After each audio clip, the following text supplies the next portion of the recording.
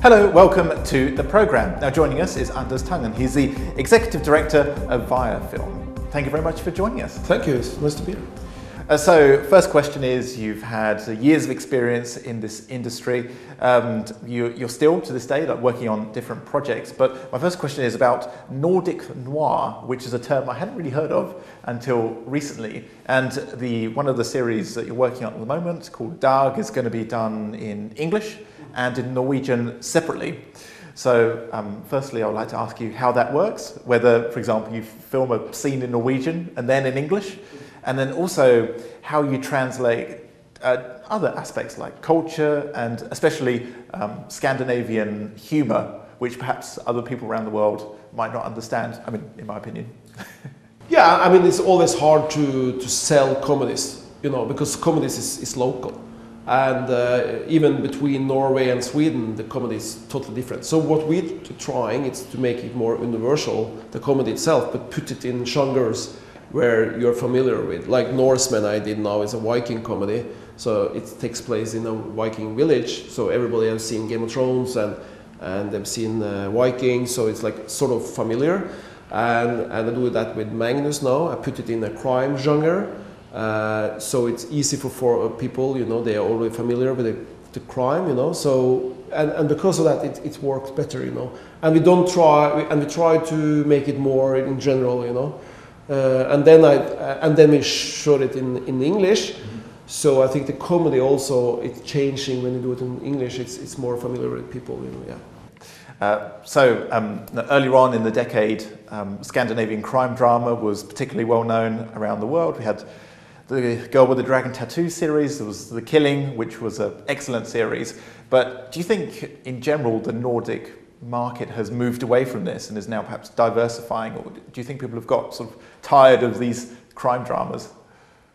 Yeah, I think, you know, we're seeing now that in the Nordic countries we're doing less and less crime, you know. We still do crime because Germany and other countries, you know, they want crime, but we are like going into another direction and doing more like what I say, it's like human being, but it's quite different type of crimes, you know, more about you know, regular life, you know, everyday life, you know, because I think like for us the crime genre is like you've seen it, you know, so you need to change it if you want to have more of it, you know, and the rating is going down for some of them, you know, yeah.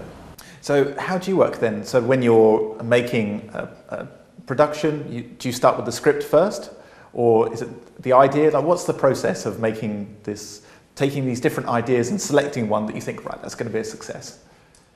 I mean, first of all, you never know that if it's a success or not, you know. I never think about that, you know, because I'm in this business to make stories. So if you see a story, or it could be an idea or a finished script or whatever, I mean, it's more like, okay, if you believe in it, and then you develop it together with your script writers, and if you get some money with your actors and directors, you know, and you try to make a good series, you know. And that's what I like with making TV series, that nobody knows if it hits the market or not, you know, with a big success, you know. But is there one thing that you see in a script, perhaps, or one element of storytelling, perhaps, that you think, well, maybe this one is actually better? I believe in honesty. Yeah. You know, I don't know if you understand what I'm saying, but I think it's sort of some honesty in the script that hits you, you know. Is it something that affects you? Yeah, I think it affects, first of all, it affects me to try to make it, but I think also it's the honesty, it's hitting the audience, because people feel it's real. Honesty could be so many things, but it could be like a real honest story, but it could also be an honest crime or a fantasy, or, you know, but it's more like you believe in the characters. And I like strong, you know, characters-driven series. So do you mean sort of realistic, or? No, not really realistic, but it's, yeah, I mean, it's a big topics, but I think you have to believe in the story or not, you know, simple like that, you know. But, so you have to be sold? Yeah, I mean, you don't need to feel that it's a copy, you know. Like I did a show, Norseman, it's a Viking comedy. You have seen, you know, Viking movies, and you have seen Vikings and even Game of Thrones that have some elements of Vikings in it. So how do you change The genre, you can't. So we don't change the genre, but we change the characters in it. So we are making humor, you know, so Viking comedies. But you feel that you are, you know, watching Vikings, but when they are talking, it's funny. Yeah. So and actually, before the interview, you said that characters are really the key element. Yeah, you know, that's his TV series. When you watch a movie, you know, and that's as I miss sometimes in TV series, is that when you go to the cinema, it's different. You have to fill a big screen, you know, and then you can do it differently. But in TV series, you look at your mobile or the iPad or a TV, you have to have strong character-driven series, you know. And you've obviously worked with a lot of people throughout this industry and a lot of young people who perhaps want to get into the industry. We have the same thing in Ukraine. Yeah. A lot of young people perhaps don't quite know where to start when it comes to script writing in particular, storytelling, you know, how to sell these ideas. What lessons have you learned perhaps throughout your career, and perhaps what pitfalls did you fall into that you learned from in terms of how to get into the market and how to stand out from the competition? Just start making things. And it's so much easier, you know. When I was young, we only had film, and it cost so much. So my first 5-6 years, we made short films, but we just made one short movie every year because it's so expensive. These days, you have, you know, techniques that, you know, video cameras, editing. You can pretty much, you know, it don't cost anything.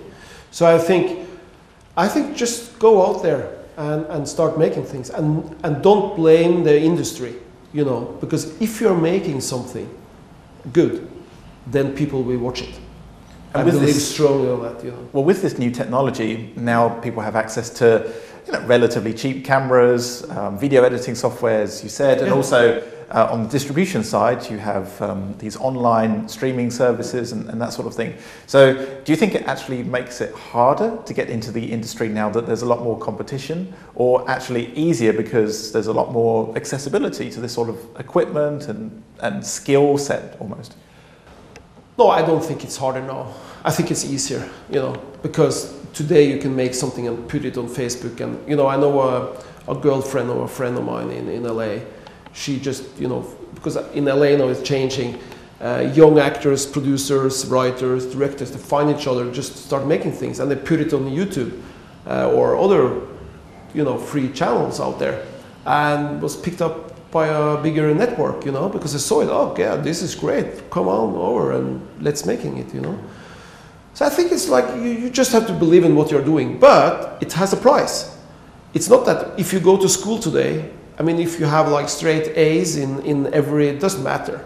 It's all about what you did if you have going to a film school. So it's all about getting out there. So it's like your content getting out. Almost experience, getting your name out there. Yeah, and it's not a regular job. So maybe for you have to go through maybe being, I don't say poor, but you know, it's cost, because you can take you can be an assistant in a firm, whatever, but that take time, you know, just to earn your money. So you need to really, you know, be patient, but also be aware of it. I mean, it costs something because you can have less money in periods. But you have to take the risk.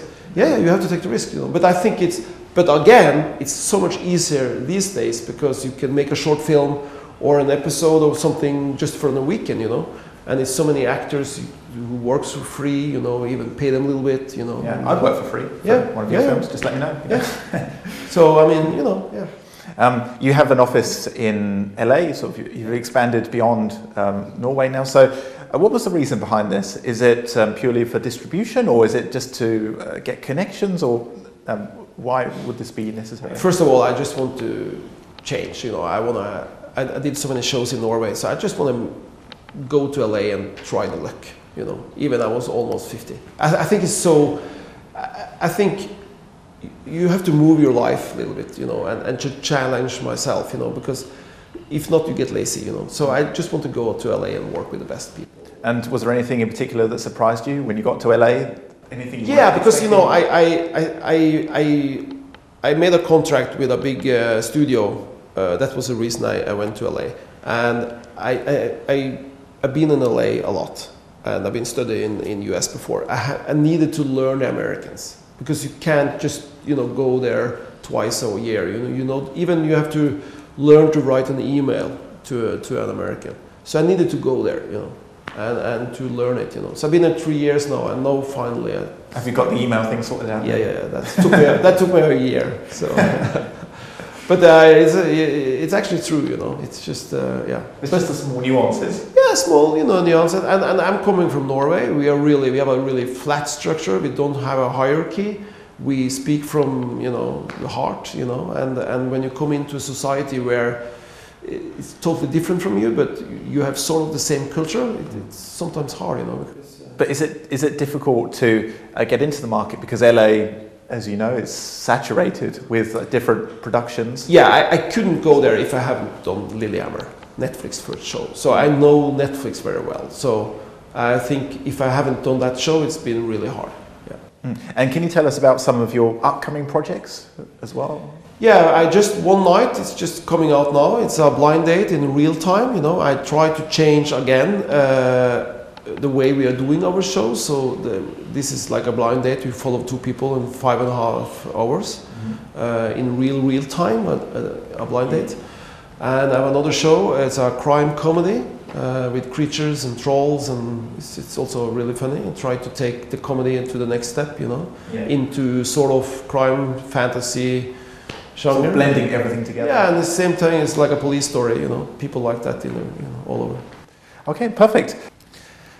So, what's your greatest moment in filmmaking, would you say? I mean, I have two things. First of all, to be in production. That's the luxus of to be in production. But I think it was many years ago, in '95, when I got my first short film in the cinema. I think that's the best moment in my life. So when you were watching it in the cinema, people were reacting? Yeah, because in old days in Norway, we showed short films before feature films. And this was my first time I published something. Do you miss those short films? Because I love going to these short film festivals. And yeah, but I feel I was coming from feature films, but I feel that I'm going back to short films when I made episodes for TV series. So I feel I'm in, the same thing. But I also, like you, I love the short films. Yeah. Oh, great. Well, Anders, thank you very much for joining us. Thank you. That was Anders Tangen. He's the Executive Director of Viafilm. You're watching UATV.